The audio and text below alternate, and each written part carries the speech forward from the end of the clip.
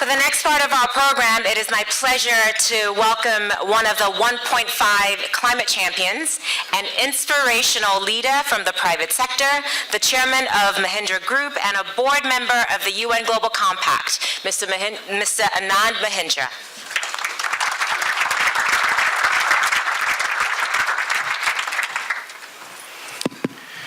Excellencies, ladies and gentlemen, Prime Minister Ardern said she wasn't brave enough to go on that stage. I did have the courage, and Lisa was encouraging me to use it, but Lisa, one of your colleagues whispered to me last night, just stick with the plan, just go to the lectern.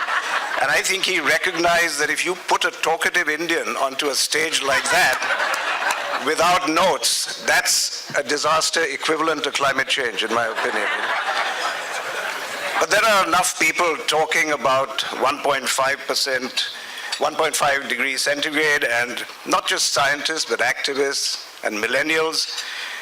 People like Greta Thunberg, who has very articulately alerted us to this dystopian world that lurks around the corner. So I'm not going to really throw more statistics at you, nor am I going to paint another vision of a catastrophic future. What I'm going to do is what I think I know how to do, and just speak a little bit through the lens of a pragmatic businessman. I see four things happening. First, people in business are growing increasingly empathetic. Traditionally, the mindset was that the business of business is business, and our only goal was to maximize profit. But environmental concerns have significantly changed that perception. And as we understand the realities of climate change, we can also understand that business cannot be divorced from the consequences of climate change on the world that we share and on the people that we love. But let me say that the reason most business people are going to change is because we are going to ditch an old dichotomy. Because it is not sustainability or profit, it is sustainability with profit. Very frankly, I have been voicing one message with monotonous regularity, and that is that climate change is not just a trade opportunity, Prime Minister, but it is also the biggest business opportunity of the next decades. And we have been experiencing that. But in order to really leverage that opportunity, we have to embrace the change, and we have to enable it.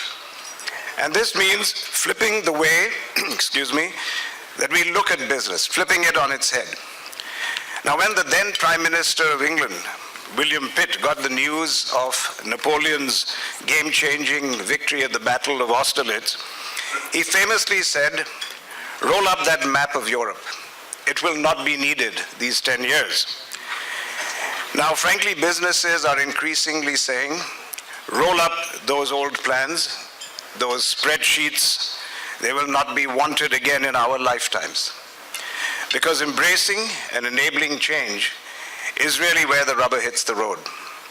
It involves new ways of calculating the cost of business, the real cost, not just input costs, but it's the profits versus the consequences on climate, on weather, on resources, frankly, on everything that makes our lives worth living.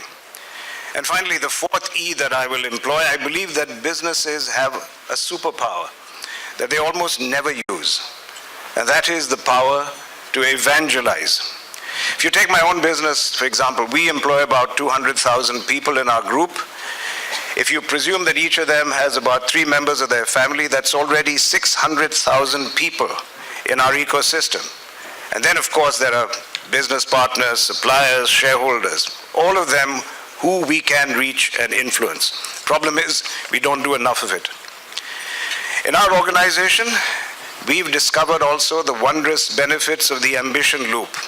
When we began our sustainability journey, we set ourselves what we thought were a stretch goal for a 3-year period, and we accomplished those goals in just 1 year. And as I said earlier that we discovered the profit opportunity. The newfound purpose that we had allowed us over the last 5 years to spawn at least 3 new businesses based on renewables, on electric vehicles, on waste to energy, all profitable and all amongst the fastest growing businesses in our group.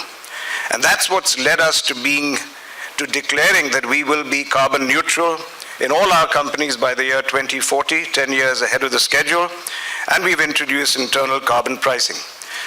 And the cherry on the cake is that this seriousness about climate change allows us to attract millennials, young people, some of whom are here with us today. But more important, this purpose-driven workplace allows all our people to jump out of bed every day and rush to work. That is a value that you cannot minimize at all. Now, in conclusion, let me just say that the business community still is divided into 2 groups, the climate resistors and the climate tribes people. If you're a business person in this room, you already belong to the tribe. But I think it's time for all of us to stop being defensive.